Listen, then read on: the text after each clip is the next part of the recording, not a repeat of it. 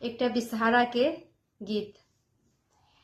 Cobra सपब नई तीन काढ़ै छथ पुकार, राम काढ़ै छथ गोहार। राम आउ बिषहरि पाँचो बहिनी पूजब तोहार। राम आउ बिषहरि पाँचो बहिनी पूजब तोहार। अहाँ के चढ़ायब बिषहरि डाली भारी फूल, बिषहरि डाली भारी फूल। राम हमारो भरल राखब सिर के सिंदूर।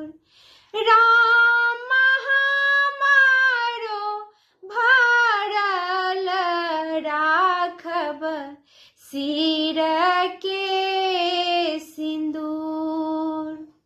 अहाँ के चढ़ायब बिषहरि लाबा और दूध, बिषहरि लाबा और दूध।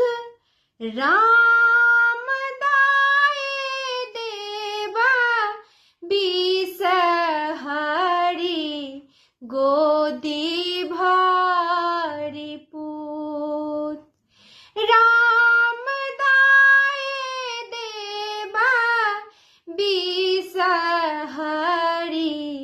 गोदी भरि पूत। अहाँ के चढ़ायब बिषहरि हरियर दूभि, बिषहरि हरियर दूभि।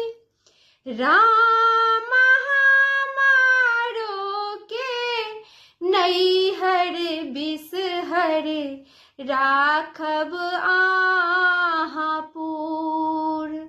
राम हमारो के नैहर बिषहरि राखब भरलपुर। जय बिषहरि माता, सबके कल्याण करबे।